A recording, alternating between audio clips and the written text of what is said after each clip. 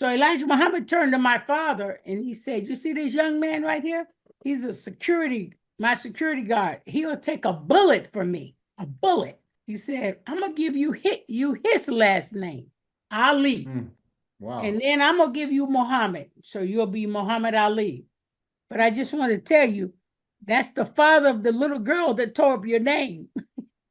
Oh, so that's how he got the name. Wow. Yeah. He said, because you think about marrying her, you can't, she ain't gonna marry you with a name like Clay. You got to have her father's name. Wow. Yeah. So he's carrying my family name. Yeah. I'm the real Ali. Wow. That's my mother and father's last name, Ali. That's why he got it. That's amazing. I bet nobody knew that. Nobody knows that, but nobody was there, and I wasn't there to tell it. So I'm telling it now. I'm walking redemption. Hey everyone, welcome to another Sit Down with Michael Franzese. Hope everybody is doing well. Everything is very good, very blessed on this end. As always, I give all the praise, honor, glory, and thanksgiving to my God for that. And just a couple of quick things. We did a YouTube live the other day, and we had a good time. Did over an hour, answered all the questions, well, as many as I can get to.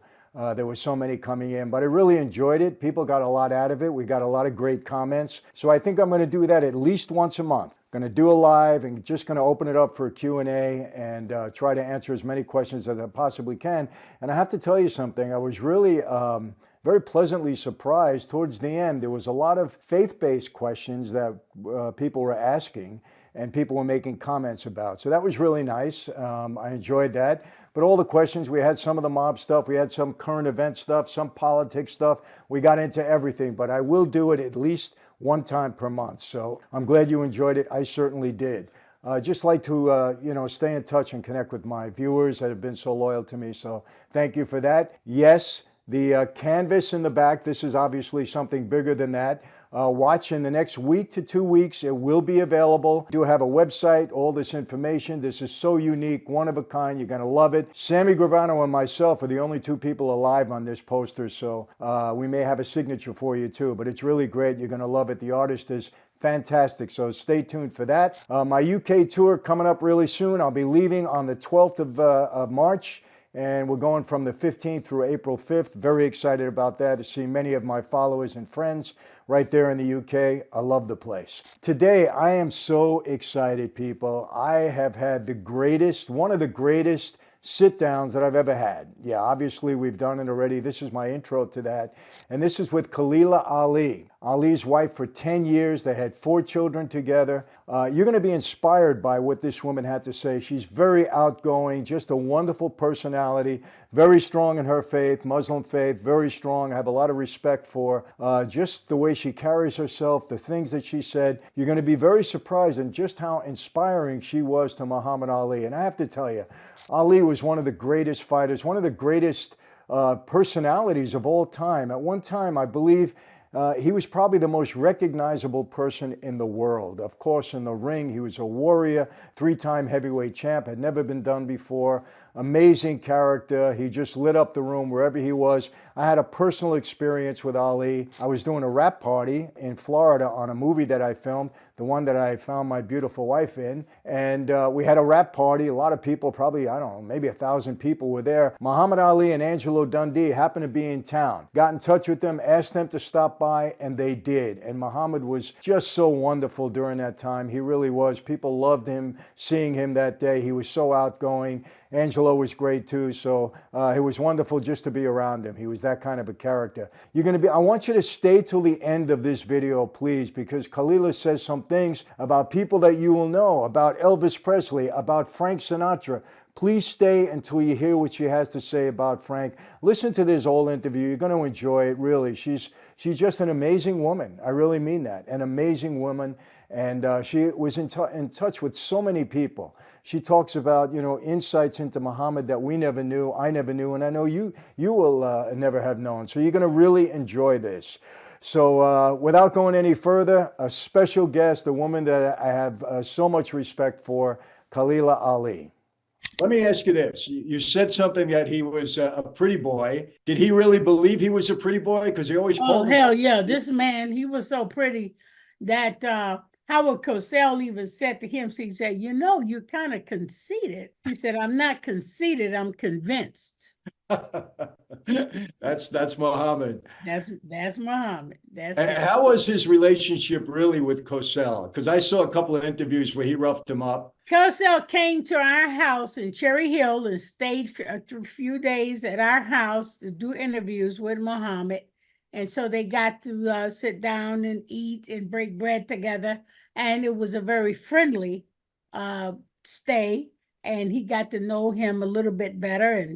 And I got to know Cosell myself a little bit better. And I thought he was a genuine person. I think they complement each other because of by Ali making such a big noise about it, and Howard was always there to catch the answers, and they worked as a team actually, and they made each other famous together. So Oh, they did. They yeah, really. they complement each other. Yes, and Ali is a little touchy. He knew he had the toupee on, and he just wanted so much to pull it to see how it works, and kept touching it. And we said, "Oh my God, if he pulled that, if they pull his toupee off, that's going to be it." Oh my goodness. Well, I seen him pat it a few times. No, he petted a lot of times. I told him, I said, don't do that. It's a toupee. It might come off. He said, it's going to come off. And I said, man, don't do that. Don't do that. And he was just itching to pull it off. Yeah. But he was good about it. Let me ask you this too, because you said that you've coached him a bit. The poetry that he always came up with, did you help him with that? Or was that his natural? You know what? I don't know if anybody, they don't know, people don't know that Muhammad never wrote a poem in his life. He always hear other people's poems and made those poems famous. He never writes poems.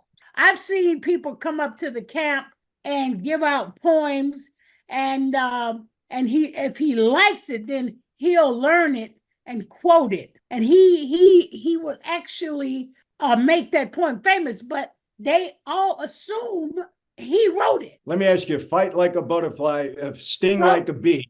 That was created by Boudini Brown. Boudini said that to Ali the first time, Clay, the first time, he was Clay at the time. And he loved it. That's how he hired Boudini. When he heard he was full of brass and he came up with these sayings, he hired him right away. He said, this man, I want him in my corner. And when he said, float like a butterfly, sting like a bee, actually, Ali made it famous. But actually, Boudini, he created it. That's how he hired Boudini in the first place. Oh, I got it. Like his gift of gab. He liked the gift of gab. He was great at that, but everybody thought it was his original poetry. I gotta tell you. Because he used it. He used it on his campaign. Boudini gave it to him to use, and he used it, and it set a label, a brand for Ali Cassius Clay at that time. Well, let me ask you this too. During the time, because you always seen Muhammad, he was always up and he was always high and always happy and charismatic. During the time that he was banned from boxing, when he was waiting on the opinion for his conscientious objection, how was his emotional state during that time? Very sad. He was a very sad person. He was depressed, and during that time I was married to him, so I had to keep him out of the depression. I had to keep his spirits up. It took a lot for me to keep his spirits up because he had a very high energy. And I mean, for somebody to be in his prime and somebody just take his license away like that, that was the most bad experience he ever had. But I told him, I said, man, you're going to come out on top because you're going to win this case. And he asked me, how do you know that? You've never been nowhere. How do you know that? And then I said, man, I just know it. I know people. They would rather see him fight than to have him in jail. So I said, just stand your ground, stay in shape, because they're going to call you when you least expect it. And they're going to get somebody to whoop you and you'll be out of shape. And then that's when they'll have the upper hand. So the best way for you to do is stay in shape. And it took 3 years. It took 3 years. Yeah. So, but at that time, we didn't know how long it was going to take. And Was you training quite a bit during that time? I stayed with him, and he would stay exercise. He would eat, and he would walk downtown Chicago, walk it off. He'd eat cake and pie. Because I was a good wife. I fed him well, but I made sure. Did he have a sweet tooth? Chocolate cake, man. That's his favorite, chocolate cake. When I make the chocolate cake, by the time I sit it on the table to get a saucer for me to get a cut, the cake would be gone. He would eat it. I mean, he was like me. Yeah. You men, y'all do that when y'all like cake. He loves chocolate cake. Yeah. Let me ask you this, and this is a hard one for just about everybody, maybe not you. What do you think his absolute greatest fight was? The greatest fight that he ever had? He had so many. It's hard to choose, but what do you think was his greatest? I think the George Foreman fight was one of his greatest fights. My son asked him, he said, what fight was it that you would never fight against this person again? Just pick out the ones that you would never fight a person that you would never fight again. And I was expecting him to say, Joe Frazier or somebody like that, and to my surprise, he says, your mama. I'm not surprised, Khalilah. Yeah, he said, your mama. I never we don't want to fight our wives. Yeah, I will never fight her again. and that I said, wow, I didn't see that coming. And because I'm a karate fighter, I'm a ninth degree. I know that. I read that. And I secretly was security, body security for a lot of famous people. And really? That's why I could not expose my art. I couldn't expose my ranks or anything, because when they see me with these people, it's just me being with them. But I'm actually doing security. Like just recently, last week, somebody called me and said, you're on Netflix. I says, what? He said, yeah, you're on Netflix. You're bodyguarding Stevie Wonder. And I said, what? Oh. So I went over there, and they was doing this film about the pops. The famous pop singers are getting together for We Are the World, to sing, and they show a clip at starting from the beginning to end. It's like I came in about 9 minutes and 30 seconds. You'll see me with Stevie Wonder giving him juice and telling him which way to go. So and that's on Netflix? It's on Netflix right now, running right now. 9 minutes and 30 seconds. You'll see me there with Stevie Wonder drinking orange juice, and then I'm telling him which way to go. I'm going to tune in. Yeah, you'll see it. I'll see it.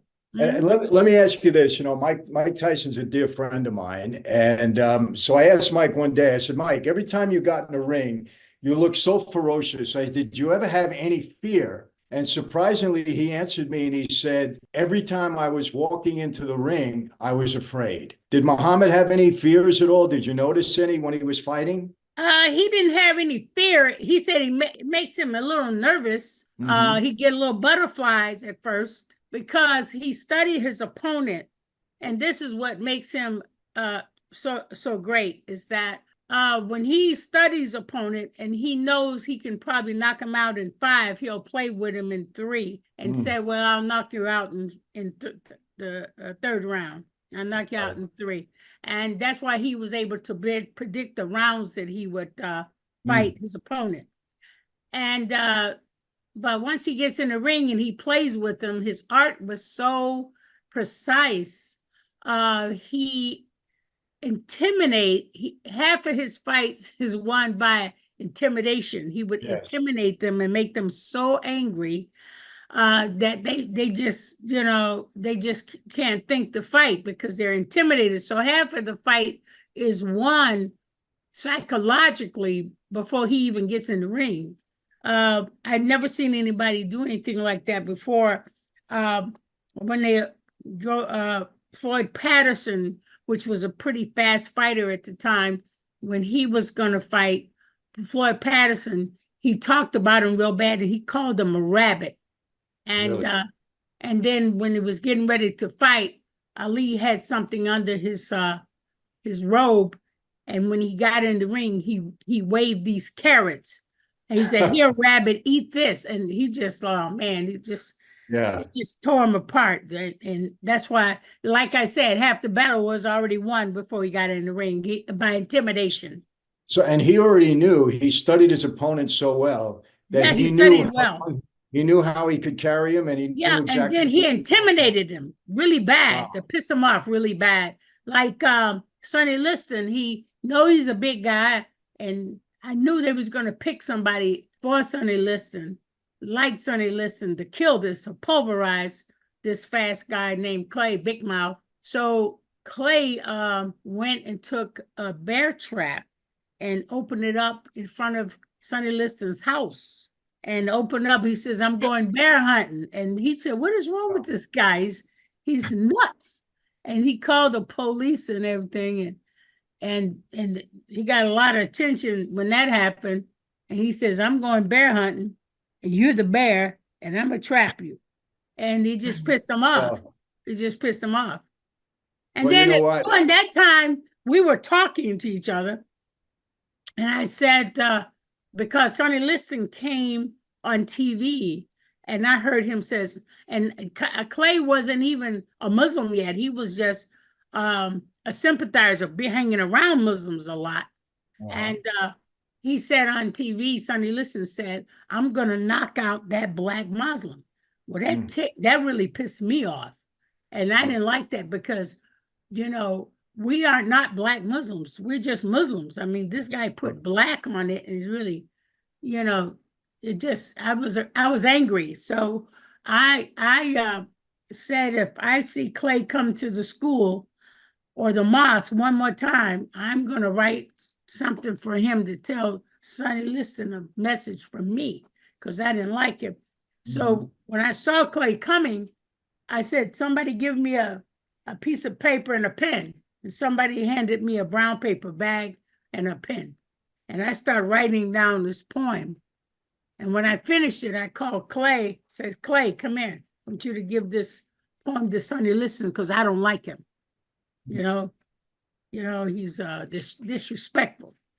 And I gave it to him, and I walked away, and I said, he ain't gonna do that. I mean, I don't know what I was thinking, but I went home and started washing dishes. And my father, who was a former military man, he asked me, he said, "Hey," he said, "did you give a fighter a poem on a brown paper bag today?" And usually if my father asks you a question, you already know the answer, so you can't lie, right? So I said, "Dad, how did you know that?" I said, "Yes, I did." I said, "Why?" He said, "Well, he's on TV blazing away." I said, "What?" So I went and saw Clay on TV holding up the brown paper bag, reading the poem that I had wrote. And he had it up like this, reading it. And you want to hear it? Yeah, definitely. I wrote this poem when I was 14 years old. "This is the legend of Cassius Clay, the most beautiful fighter in the world today. This fight's great. He's got speed and endurance. But if you're trying to sign to fight him, increase your insurance. This kid's got a left. This kid's got a right. Look at the kid carry to fight. Oh, the crowd is getting frantic. There's not enough room.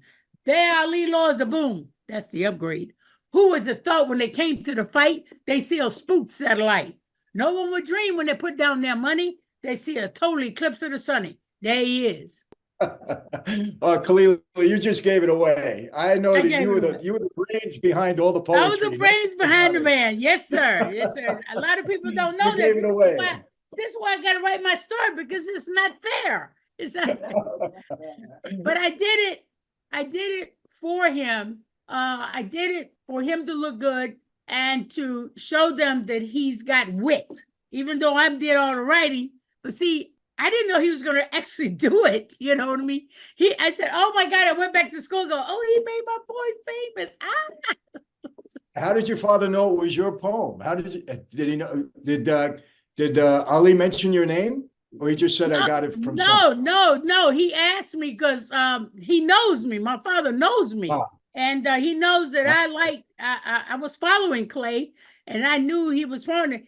And then he said on TV, yeah, I got you. But Ali never said on TV. My father just knew it was me. I had something to do with it. I got it. I got Your it. daddy knows you, he just knows Oh you. yeah, Did you do absolutely. that? Yeah. But I didn't think he'd actually do it. Then my father, and then he said, well, if Clay don't know it by heart, somebody had to give it to him. And I was talking to him at that time, so he assumed I gave it to him. You created some of his personality then, his Yeah. persona, no doubt. It might have started with that. Yeah, because that's the way he was, and I was just adding to it. That's all. I was just enhancing, and he got such a rapport afterwards. He said, every time you do something for me, I get people, shake up the world. He said, you're good for me. I said, no. Well, I can tell you what, I remember that fight like it was yesterday. I was young, but he just frustrated the heck out of Liston. Liston didn't. He did. He was so frustrated in the ring with, Cassius, I would call him at that time, moving around the way he did. It was unbelievable. They paid Sonny Liston to knock him out. They paid him. Yeah, huh? But he couldn't do it. Couldn't do it. Because Clay is a different kind of fighter. He's not going to stand there. He was fast and he stayed away from your range. Yeah. Yeah. As a fan of his, the only time I think I was actually fearful of Ali when he got in the ring was when he was fighting Foreman. Because Foreman, up to that moment, I mean, he was just destroying everybody. Foreman, I was with Ali very, very closely. When I was at the camp, I knew Foreman was strong and I admired Foreman. He had good morals, good character. And I said, you got to win this one. This is the last time I'm going to help you with a fight. And so I went to Hershey, Pennsylvania and got me a t-shirt, a custom-made t-shirt. And it says, I love him because he's the greatest. And I put George Foreman on my back. I said, if you don't train right, until you train right, I'm going to keep wearing this shirt. And he would tell me, take this shirt off. I said, I ain't taking it off until you win, because he'd already lost to Frazier, right? So I didn't want this to happen again. Right. So I intimidated him by, saying I'm supporting Foreman. If you don't train right, because fighters, no matter who they are, they're a fighter, hockey player, football player, they have their lazy moments. You know what I'm saying? But this was he not training. Yeah, he wasn't training right for Foreman. I said he wasn't training for Frazier. So I said, you got to train for Foreman because he wants it more than you. But the only thing about Foreman, the guy is strong. Yeah. But you got to have something to hit. If it don't land on you, it doesn't matter. Well, let me ask you, Khalilah, the rope-a-dope, did he just think of that or was that planned? He planned that by himself. He spurred a moment. If he saw something working for him, then he would name it. So that's all him. He planned that himself. So that wasn't part of his training. He just did it in the ring. No, he figured if he get in there and tire him out, let him hit him, and so he can get tired out and he can take the punch and he won't get tired out. It will be an advantage to him. So that came out the top of his head. He did that. He didn't train that in training or anything. That came off the top of his head.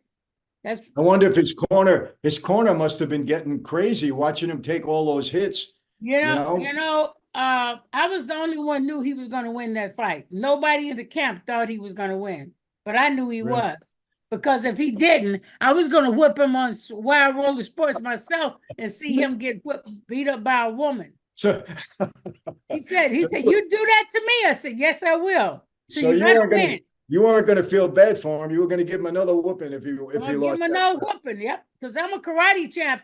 I'm not stupid enough to get in the ring with the guy. I mean, that's his comfort zone. I'm not crazy, but I will get a mat on the floor. And he can't touch me on the floor. He can't touch me.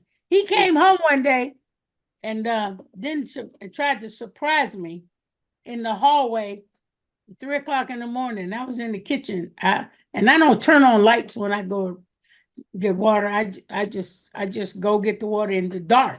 And I knew somebody was in the hallway. I said, oh my God, I'm going to have to kill somebody today. So I put my back against the wall, the hallway, and just waited. And he came out and grabbed him from behind, and I went straight down, flipped him over, and got ready to hit him. And I go, oh my goodness, I'm so sorry. And Ali go, what? And he called Howard Cosell and said, man, I married a woman that could kick my ass. She threw me into another room. And he never carried a key to the house since. That was it.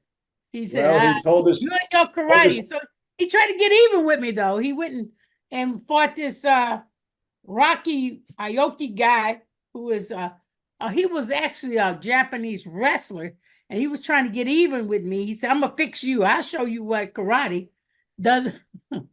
Well, didn't Ali get involved in wrestling at one time? He was interested in wrestling.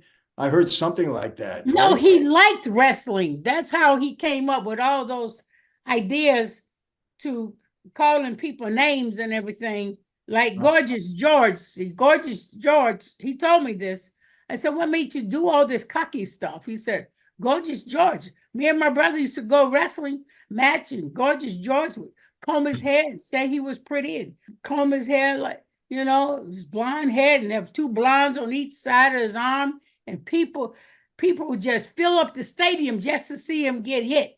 Oh, so that's how he started to call That's himself. how he started doing it. Yeah, he said, oh man, he says, and he made all the women come to the fights. Women wasn't involved in fights. So you see that pretty boy come talk trash. He said, I'm gonna whoop everybody, and Cleopatra will be at ringside. That's how serious he was. No, He took it very seriously. He was such a great showman. Let me ask you. He was a good showman, yeah. Great showman. Let me ask you, what do you think his greatest attribute was? What do you think the greatest thing you could say about Muhammad?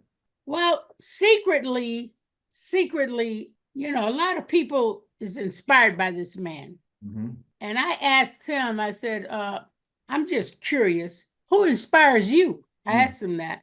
And on a simple term, he said, I'm gonna be honest with you, you inspire me, because I've never seen a young girl so smart and never been anywhere. You just knows the ropes. You just know everything. It's like, you premeditate everything. And things I've told him through the past, I was right on point with it. And so he admires me more than he admires anybody. And he also, he admires me for, telling him different accolades before we would go in front of people. And he said he learned a lot from me. And we was a husband and wife. So he gave me that honor because I was a team, and I was, always in his corner, supporting him all the way, no matter what. And he said, I admire you. And you're the best woman that I've ever met that actually stayed in my corner. And, I'm thankful for you. That's what he said to me. Well, you were really with him through all those formative years. All those years. I didn't care about it. He didn't have any money. I would take some of my college money and support us and get food and everything. I decided not to go to college. I just supported my husband and stood by my husband because I know he has a lot of potential and he'll be a great person. And I'd like to open some doors for him. And I would make money for him. I got colleges for him to speak at, make money while he was in exile. Mm-hmm. So I called Caesar's Palace one day and I said, what would you give us if I bring Muhammad to introduce himself in the ring? Because back in those days, they would introduce fighters in the ring before a fight, well-known fighters. They don't do that anymore, but they used to. And they said, we'll give you $5,000 to come down here. We'll give you $5,000 to go back. So that was like 10 grand. And that was good money. So we went. And he went in the ring and introduced himself. And he said, I got to go to the bathroom. He said, well, there's a key at Caesar's Palace. There's a key. I'm going to give you a key. And you go down that hallway and you can use the bathroom. And when you get out, you can go straight to your suite. Because the celebrities goes through this private hallway so they won't be bombarded by, fans or whatever. So I'm waiting for him in the hallway while he was in the bathroom. And then here comes Elvis down the hallway. And I go, Elvis, wow, stand against the wall because I want to take a picture of you with my camera here because I always wanted to know you was taller than my husband, or if my husband was taller than you. So when he comes out of the bathroom, I want to take that picture. He said, sure, no problem. He said, well, where's your husband? I said, he in the bathroom. No, as soon as I said that, Ali comes out and Elvis go, I love this guy. And he hugged him. I said, Elvis, against the wall, man. He said, yeah, man. He said, your wife want to take our picture. So I sat there and I took the picture. And What did you think of the movie Ali that Will Smith played in? I thought Will Smith did a great job, but what did you think of the movie overall and how he portrayed Ali? he portrayed Ali with the direction of Michael Mann. Right. The only thing I didn't like about it, I think Will Smith looked the part. He loved them and everything, and he looked the part, and he did well, except one thing that I don't like. He made Ali look like he was mad all the time. He was like upset, mad about certain issues, and Ali wasn't that at all. He took things with a grain of salt and still, stayed happy. Even though he didn't like certain things, he stayed happy and just stayed happy-go-lucky and fun-filled person, and just let it rub off his back like water on a duck. You know what I mean? And he just kept moving. And that's the only thing I didn't like about it. It made him look like he was angry all the time. Ali is a happy-go-lucky guy. He don't stay mad long. You know what I mean? So I didn't like that. But other than that, he pulled it off okay. It's the missing parts of me supporting him a lot. And that wasn't shown at all. They didn't show any of that because we were getting a divorce during the time they was making, the book. So they didn't captivate my story, my life with him as much. I helped him more. I just kept helping him all the way when nobody was around. No one was around. And that was all that my part was missing. So that when you see it sees a success, and a chain of growth, but it doesn't show me with the chain of growth. And that's the only thing that and I couldn't do it at the time, because when you go through a divorce, you're angry, you're upset. This is not something that you're happy about. And I didn't want to be a part of that,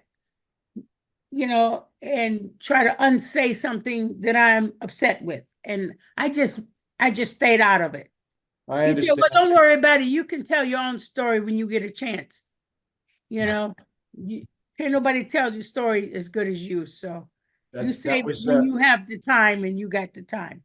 Yeah, that was who told you that? Michael Mann told Ali you? Ali told me that. No, I didn't talk to Michael. That's the problem.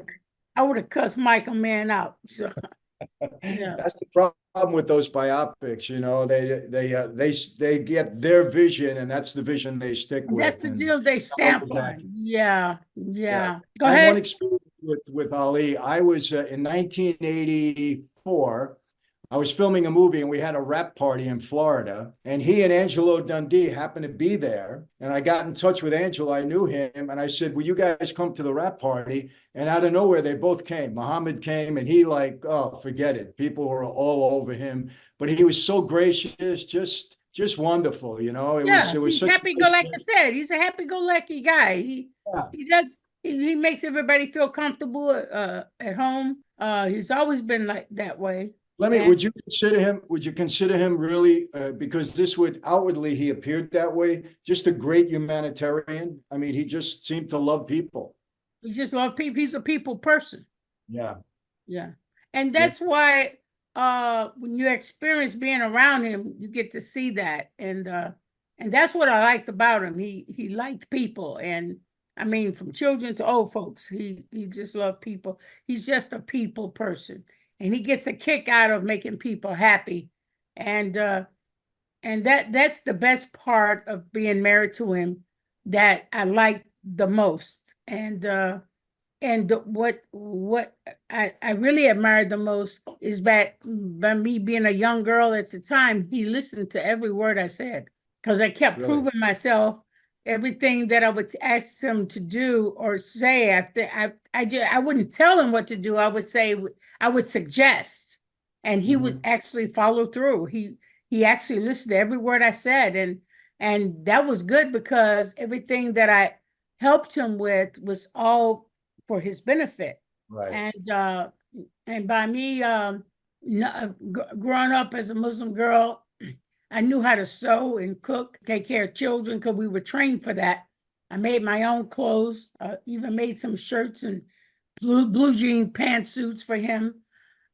So I didn't, it was nothing I wanted in life but to make sure that he wins this battle and to be there when he wins this battle because I believed in him and everything I said I believed in and I prayed on it and it came fine.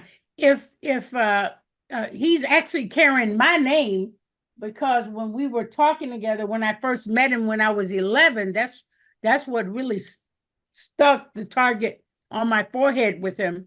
At 10 years old, he visited the Muslim school, and I'm a devout Muslim, very warrior-like, and I believe in my faith, I believe in my religion, and I take it very seriously. And when he came to the school, he said he had won the Olympics in Rome or something, and in 60, and he came to visit the Elijah Muhammad's empire. And he said, I'm going to be the heavyweight champion of the world before I'm 21, so get your autographs now because I'm going to be famous. And I go, what is this guy talking about? How's he going to be famous with Cassius Clay, a slave name? This guy he's a joke. So he gave out everybody an autograph and everything. And then he came to me and he gave me an autograph. And I go, whoa. I said, wait a minute. This is your name? I said, this is your name? He said, yeah, this is my name. I said, wait a minute, let me look on here. It looks like it's Cassius Marcellus Clay. That's your name? He said, yeah. I said, well, Cassius Marcellus is a Roman name. Do you know what Romans did to people? He said, what? Do you know what Romans did to people? He said, I don't know. I said, yeah, but wait a minute. You got clay. This is the kicker right here. Clay. This is like dirt. You mold. This is dirt. And you proud of this, brother? Wow. And he said, well, I thought I was. And then I start tearing it up. And I said, until you have a name of respect, until you have a name of honor, matter of fact, until you have a Muslim name, you're not going to be famous with this. You take this back with you. I don't want it. You take it back with you. And he go, whoa. Then I walked away and I heard him screaming and hollering, she told my name, man. She told my name. He said, well, she's probably telling you something because, slave names, and he was only 18 at the time. And he had never, Did you, I don't know if the right word is converted, but did you bring him into the Nation of Islam? He said, if I join y'all, will I be smart as that little girl that told my name? And he said, yeah. He said, I'm in then. I'm in. Teach me. That's all it took. Yeah, he said, I'm doing. And they had all kind of brothers trying to get him to go, kept taking him to the mosque and everything. He wouldn't budge. But when he met me, that was it. That was it. Let me ask you, was he really devout? Was he really serious about his faith? Yeah, he was serious about it, but he was serious about learning about it. He had to learn about it. And then when he talked to Elijah Muhammad and said, he said, yeah, but that girl, that little girl, he would always bring me up, the little Indian girl. She told my name, but she's still calling me dirt. What you gonna do about it? And she's still calling me dirt, man. He said, what you gonna do? He said, okay, I'm gonna give you Cassius X. He said, no, I can't do that. No, Cassius, it's dirt. And then so when he was in the house of Elijah Muhammad, my father was a security guard for him on special occasions. So Elijah Muhammad turned to my father and he said, you see this young man right here? He's my security guard. He'll take a bullet for me, a bullet. He said, I'm going to give you his last name, Ali. Wow. And then I'm gonna give you Muhammad, so you'll be Muhammad Ali. But I just want to tell you, that's the father of the little girl that tore up your name. Oh, so that's how he got the name. Wow. Yeah, he said, because you think about marrying her, you can't, she ain't gonna marry you with a name like Clay. You gotta have her father's name. Wow. Yeah. So he's carrying Never my knew that. family name. Yeah, I'm the real Ali. Wow. That's my mother and father's last name, Ali. That's why he got it. That's amazing. I bet nobody knew that. Not too many. Nobody knows that, but nobody was there, and I wasn't there to tell it. So I'm telling it now, so people know. Because everybody say, "Oh, he changed his name." He didn't change anything. Elijah Muhammad gave him that name. He didn't change his name. He just wanted it changed. But it takes a Muslim to give another person, a Muslim, a name. So that's my father. Because if I married him, he'd still have to take my name anyway, because I can't take Clay. Muslims don't take Christian names. Right. Yeah. So the real Ali is right here. So you're the real Ali. I'm the real Ali. My viewers got to know they're meeting the real deal right now. The real deal, Holyfield. Yes, sir. But you know, it's a beautiful story, and I'm sorry really it is. wasn't in his books or whatever. It's just at the wrong time, at the wrong place at the time. And Well, yeah. you know, it's wonderful to hear. My wife was a big inspiration for me, and to hear how much you inspired Muhammad, I think people are going to really appreciate that. Yeah, and because you know, that was my husband. I saw him being greater than any other fighter, not because he was a great fighter, but he stood up. He starts standing up for something. You know, before he wasn't really standing up for anything. He was a young man. He was 18. He was just growing. He was growing, and if you would just take me out of the whole picture, and the Muslims out of the picture, you'll be talking about Cassius Clay, and he wouldn't be as great as he is today. amazing. Let me ask you how his real feelings about Angelo Dundee. I mean, I believe he loved him, right? What do He you asked think? me, he told me, what do you think about, he would ask me, what do you think about Angelo? Mm-hmm. I said, let me tell you something about Angelo Dundee, Chris and Angelo Dundee. I said, all I can say, Muhammad, God blessed you with a good man, because Angelo, those promoters and trainers back in those days, they would sell out anybody as a baluka to make money. And Angelo didn't do that to Muhammad. He made him fight the right fighters. He protected him from the wrong fighters. And that's very unheard of back in those days, because they'll sell y'all as a baluka in a minute to make a bigger buck. Khalilah, And Angelo didn't do that, and I appreciate that. Yes, and he also protected him from guys on the street that wanted to get close to Oh yeah, Ali. yeah, he was good. He was, yeah, it was a beautiful thing. It was a beautiful marriage. Dundee helping Muhammad, and Dundee didn't get involved in any of his Islamic things. He just trained him as a trainer, and just stayed on the training side and let him do whatever he wanted to do. That was his life, and he let him be whoever he wanted to be. But as long as you follow Angelo and follow the rules of the boxing world, that's when that helped him out of a lot of trouble, a lot of bashing, and he protected him along the way. So that was a good thing. I feel Angelo Dundee was a great asset to Muhammad. It was a blessing for him to have been his trainer. Yeah. A lot of times the gangsters in the world would be a part of the boxing, and by him being a Muslim, the gangsters didn't actually get involved or mess with Muslims. They didn't get involved or endanger anybody. They just wouldn't. They didn't want to get involved in that. So being a Muslim fighter, it protected him from the gangsters and the crooks. You know what I'm saying? Yeah.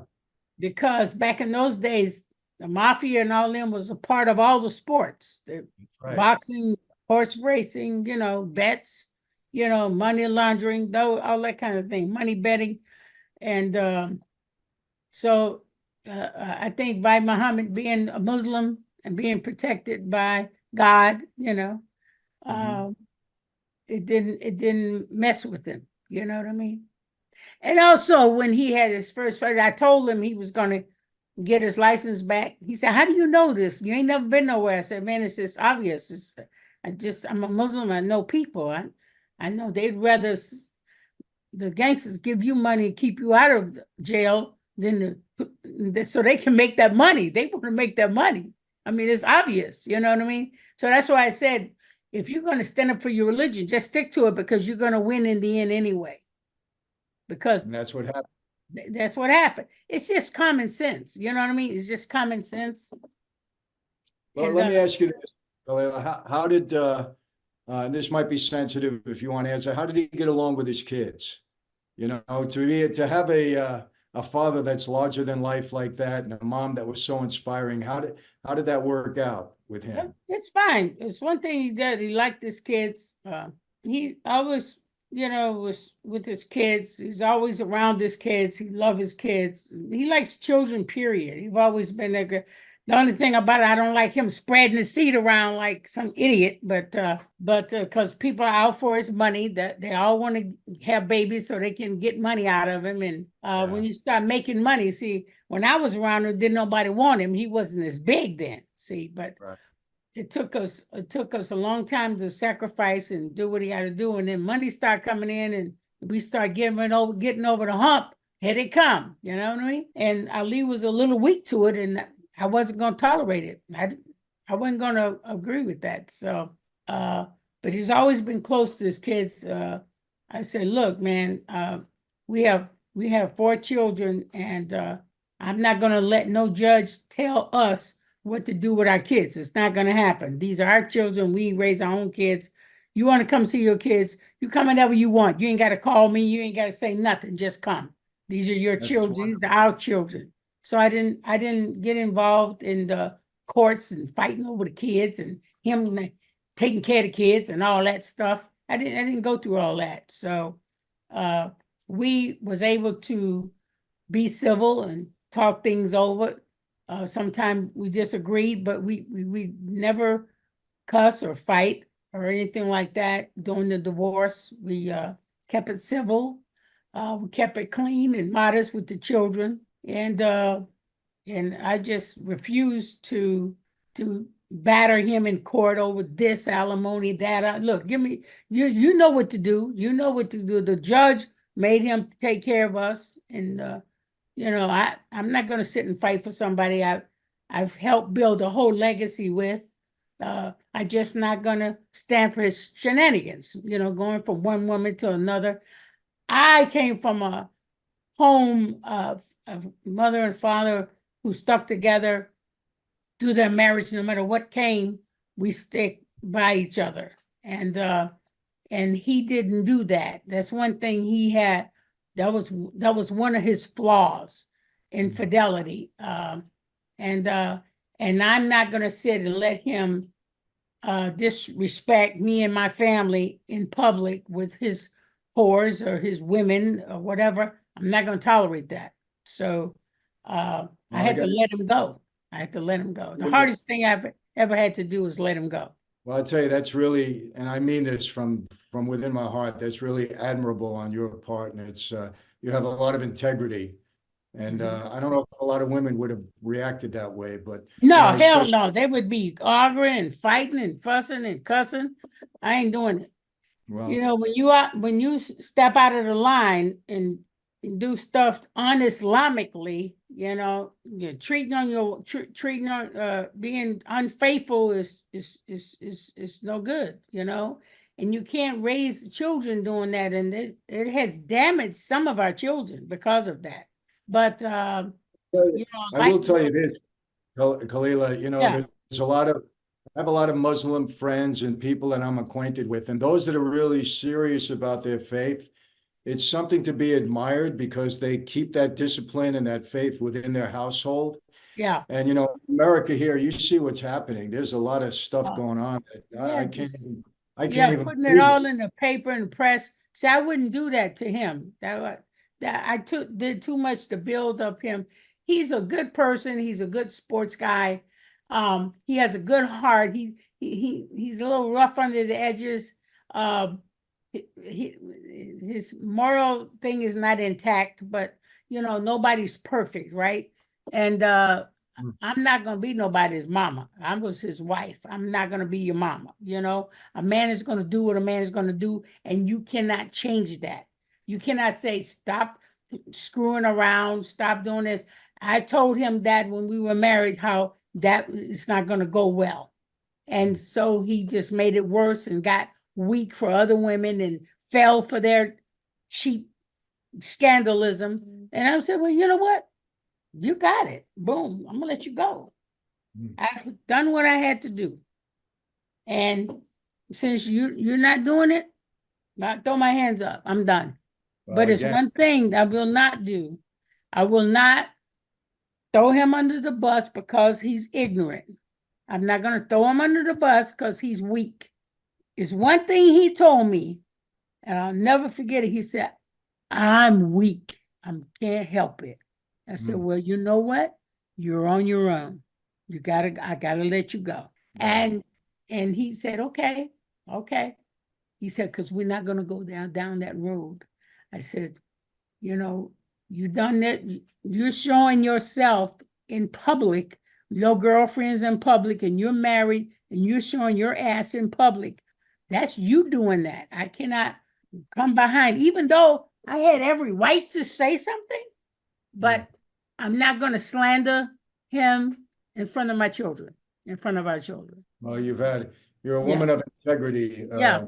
And I really admire that. My children see for their own selves what he does. I don't have to say anything bad about him. They see it for themselves. I said, he did a great thing. He listened to me. He became great because he did listen. We were a team. We were a team. So by being a team, we stayed a team. And when Joe Frazier's funeral would come, he said, you coming? Joe Frazier, you coming? I said, yeah, I'll come there. And then he called me. He would always call me. He would say, guess what? I'm going to the Olympics. I said, what you going to the Olympics do? What you gonna do? Run? He said, no. I'm gonna light the fire. I said, don't get up there and get barbecued, okay? I don't want to see nobody. And he would laugh at me. He would laugh. And it's one thing about it, I don't care how bad he would talk with the Parkinson's. When I saw that really broke my heart. And he would like barely talk, and scared him at first. It scared him, and he would act like that toward me. I said, what? That's a menu. And I didn't understand what was going on. And I said, what's wrong with you? How come you can't talk? I said, if you don't talk, I'm not gonna come see you. I can talk. And he would talk. And I go, why you do that? He said, I'm trying to get the sympathy of the people. I said, man, you ain't got to go through all that to get sympathy for nobody. Until he started really getting worse, worse. And hard for you to see him like, I tell you, when I saw very him, hard. Yes, it was, brother. It was the hardest. It scared me to death. I said, oh my God, man, this is terrible. I know when I was getting ready to divorce him, I was so angry with him, going with all these women, having all these babies and everything. And I said, you know what, man, I was so angry with him. I said, you know what? One day you ain't going to be the walk, talk, sit, or stand. You're going to be a vegetable in the end. You're going to be a vegetable. You ain't going to be nothing. Wow. I walked away, and then he came back and said, you put a curse on me. I said, I put a curse on you. I said, you cursed yourself. You cursed yourself. That's a curse put on you for what you did to me and my family, our family. So live with it. And then he said, so I think in every way, Khalilah, you were his match. Oh, no yeah. Doubt. I was definitely his match. Yeah, and you were as tough as he was. I didn't care. Lonnie would, because when we were young married couple, we would go to Louisville, and Marilyn, Lonnie's sister, was a pretty little girl, and she used to always jump in my lap. Oh, she would love to see me coming. And she would we would just play with her. I said, she's such a pretty little girl. And Marilyn would say, I want to see Mama. I want to see Mama Ali. I want to see Mama. And she would come and run with me and go to the store. And then when I heard that Lonnie had Marilyn helping her with Ali, I was kind of happy, about it because she said, and just the other day, somebody put Lonnie's sister on the phone, Marilyn, with me, and I was so happy to hear from her. And she said, "Oh, I love you. I've always loved you." I said, "I love you too." And I was kind of glad that Lonnie had Marilyn because I knew Marilyn would take care of Muhammad, and because Lonnie ain't gonna do it. She's lazy. She ain't gonna do it. She just want to get the money. She don't care what she don't care about nothing, So Marilyn, by her sister being there, I was kind of felt comfortable because Marilyn have always been a good woman, a good person. One of the saddest things, but one of the most proud things was to see him light that torch and carry that torch that time. It was heartbreaking. Long overdue. And what Yeah. made me really cry, really cry, is when I went to Louisville and they changed the name of the airport to Muhammad Ali Airport. That blew my mind. I was so happy to see that. I wish he had a son that saw that himself.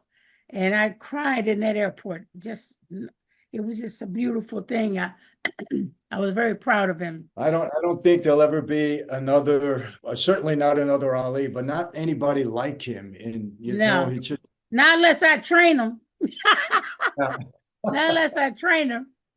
No, well, I think your job is done at this point. It's done. It's done. Well, wait a minute now. I got 2 grandsons that are fighters now. Okay.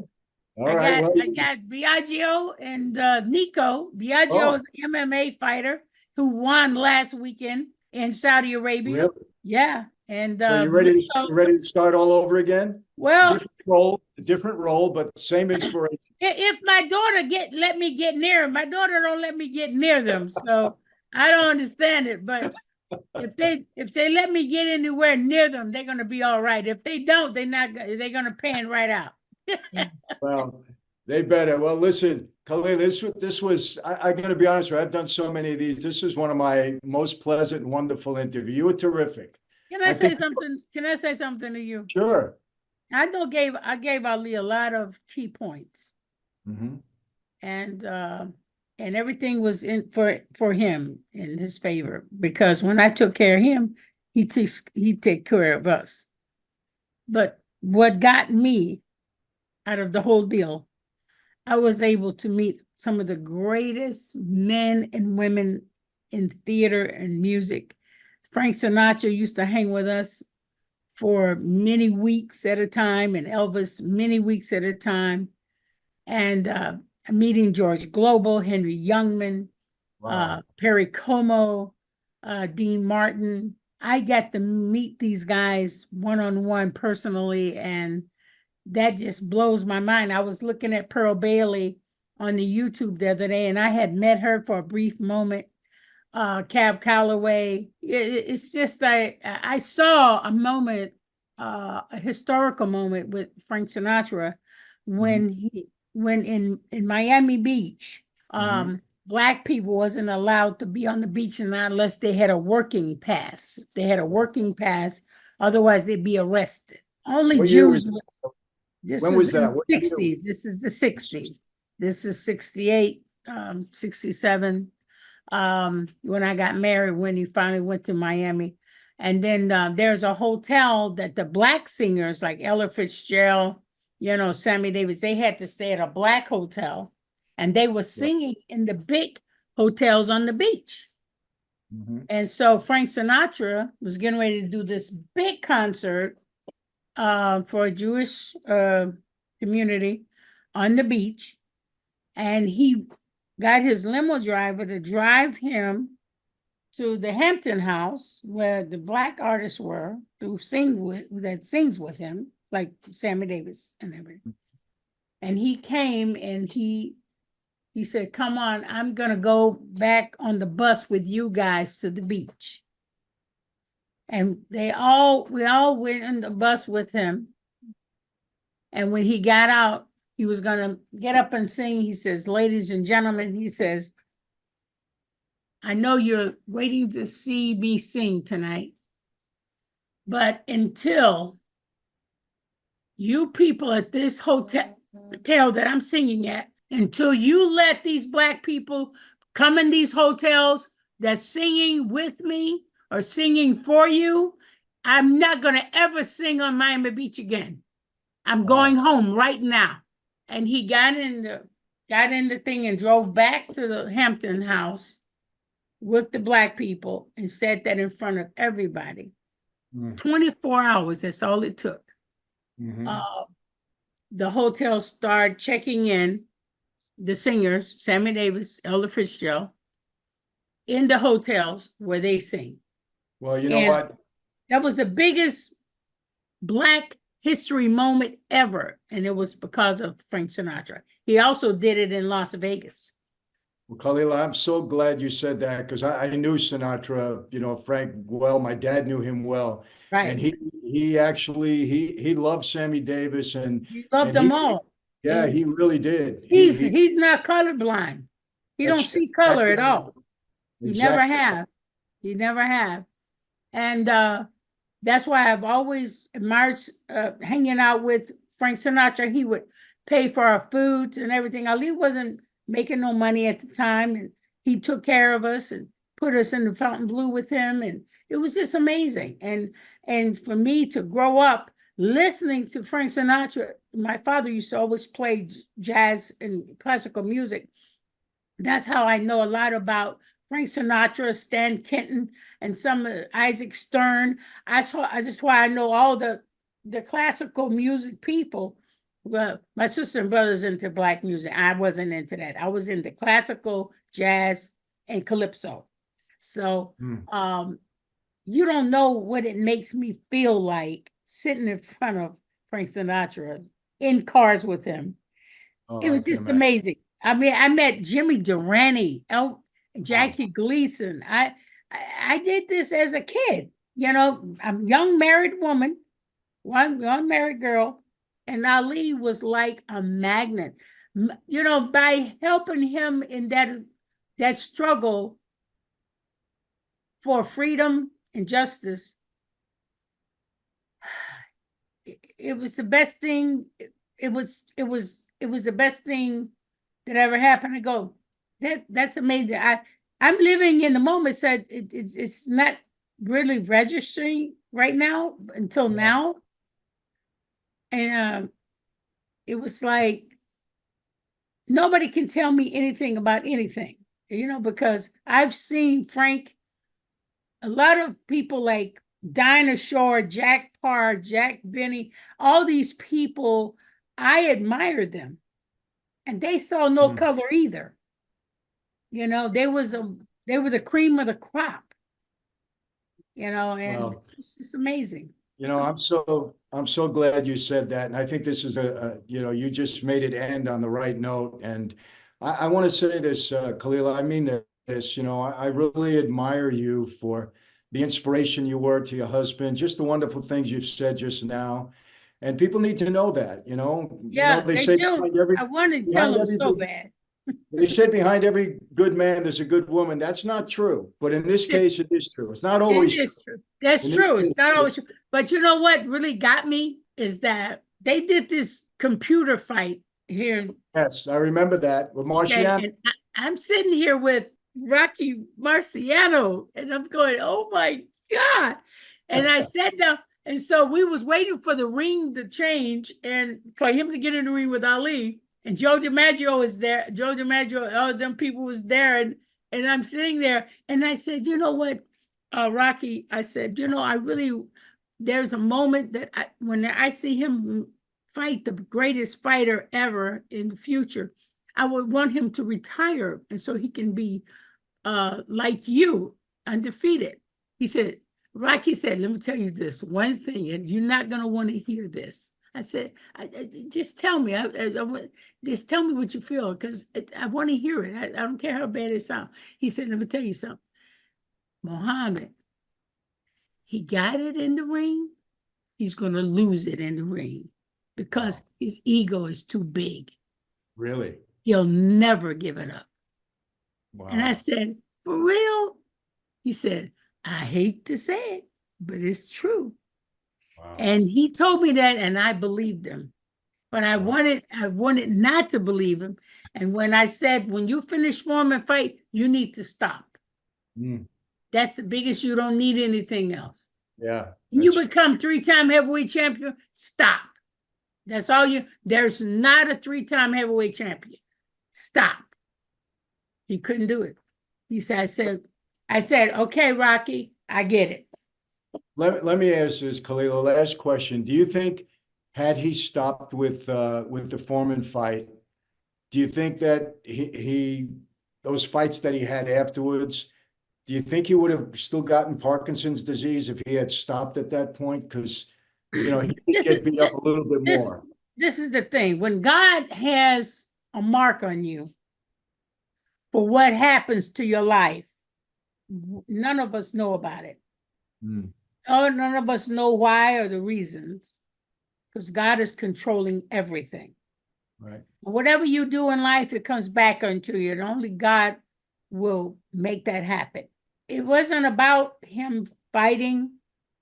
I'm gonna be personal. If he hadn't have done what he did to me, I don't think he would have got Parkinson's. Mm.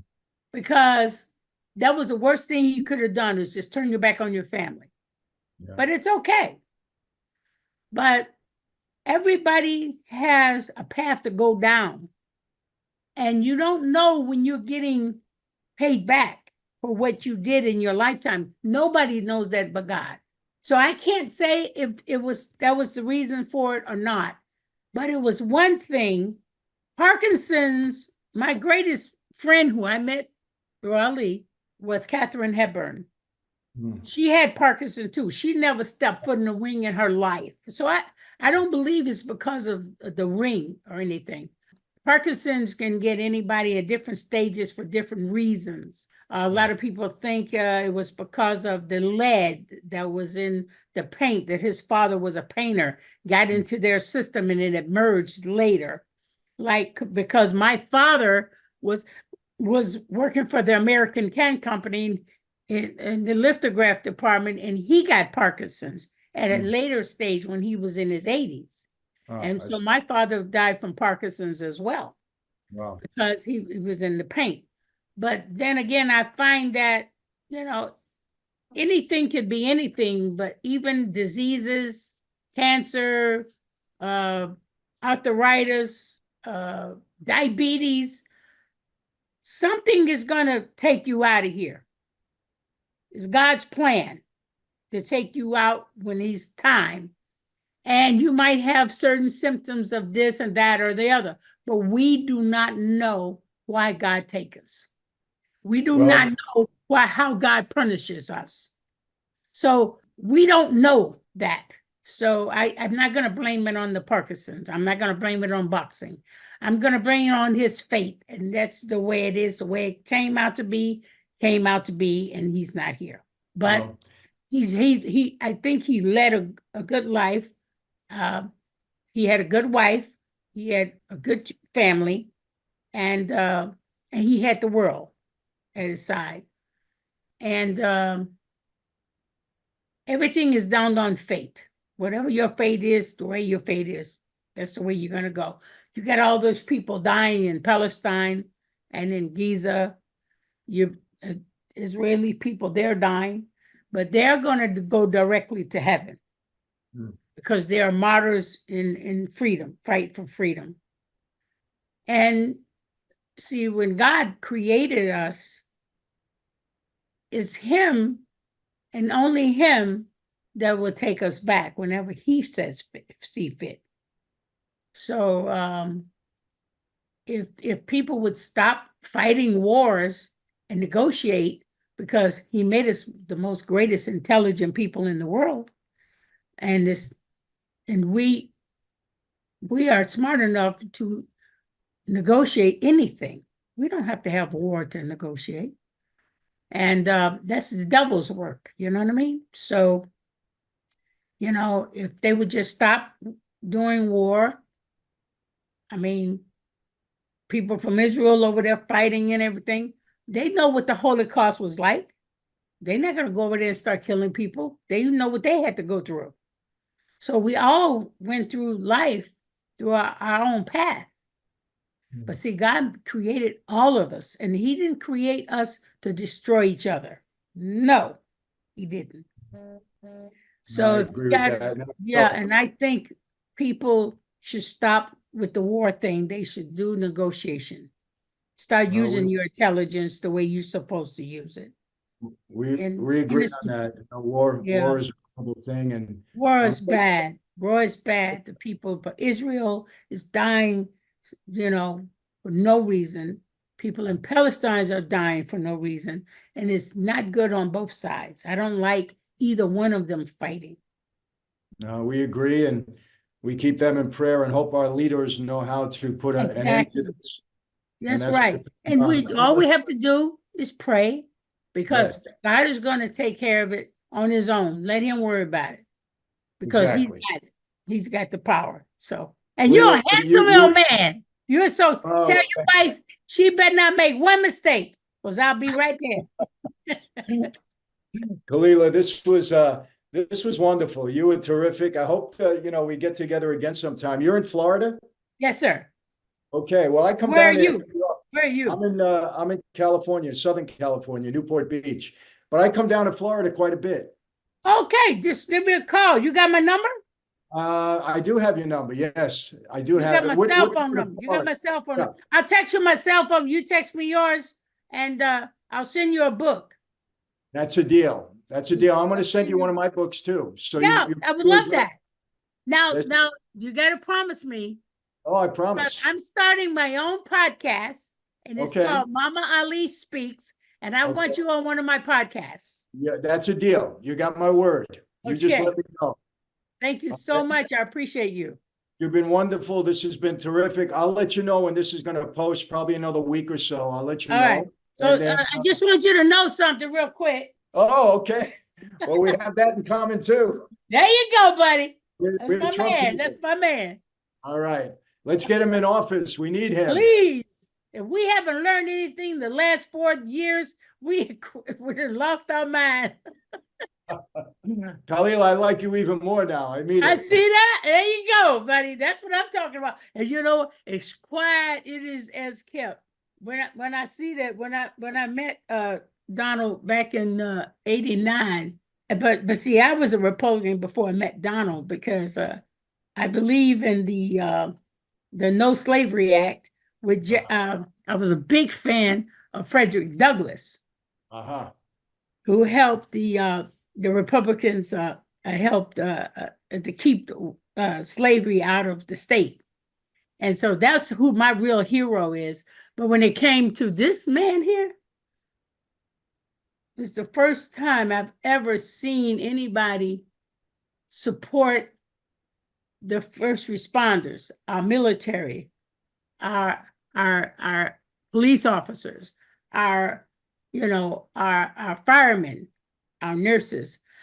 And half of my family was in law enforcement. And it's a lot to say about it. Matter of fact, I'm working on a movie called Pure Justice. And it talks about, police working with the community. And a lot of our Black brothers and sisters teach their children to hate cops. And this is their problem. Okay, I'm gonna send this picture to you too. I'm gonna send you this picture to you too. That's me and Donald together. Oh, cool. Back in the day. Yeah. And a lot of our problems is because of no respect for law enforcement. You don't want to let your police department go away, because when the militia comes in, they don't ask questions. They shoot you between the eyes and ask questions later. You want to keep your police department and your police officer. If they got bad cops, just wean them out. That's all you got to do. You got to wean them out. And law enforcement, when I was coming up, there was a symbol that says, "We serve and protect."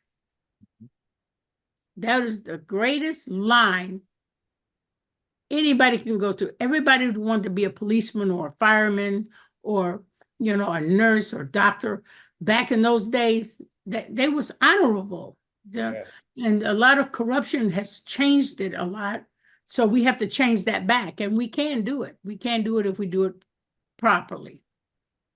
Yeah. Well, we have the same perspective on things, and you're somebody to be admired, Khalilah. I really mean that. And you and I are going to get very friendly. I can tell you Yes. that. Oh, good. Yeah. Stay in touch. Yeah. Yeah. We're going to stay in touch.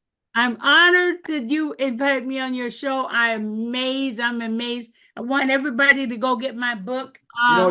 Send me a link for the book so we can put it up there. Yeah, baby. I'm getting ready to put it on my website. I'm working on my website, and I'm gonna have it connected on my website, and you're gonna see it. This is amazing. Thank you so much. You're your wife, my love. I'm telling she's a great woman too, because you're a great man. Thank you very much. You have children? I have 7. You beat me. Children. 7 children. Beat me.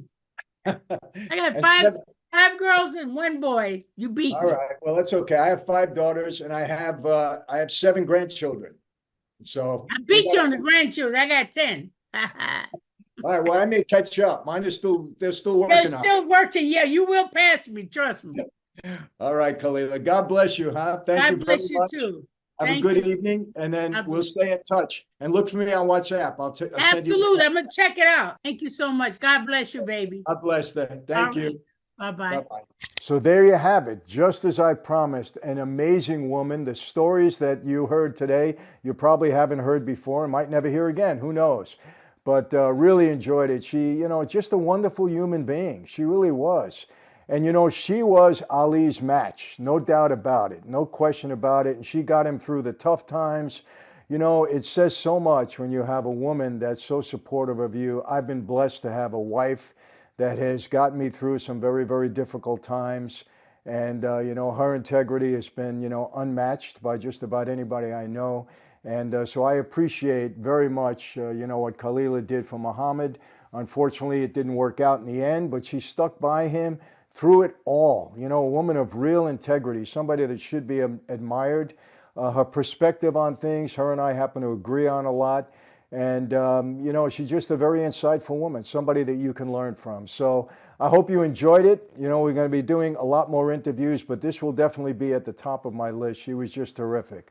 So that's it. How do I always leave you? Same way is never going to change. Oh, and by the way, she has a book. Make sure you look for it, because I'm sure she only scratched the surface today of things that she has to say, personal things about the life of Muhammad, how she influenced him. I love what she said about Howard Cosell, all of this stuff. So get the book. There's a link in here. I'm sure you can get it on Amazon. I know you're going to enjoy it. How do I always leave you people? The same way. Be safe. Be healthy. God bless each and every one of you. And yes, I'll see you next time. Take care.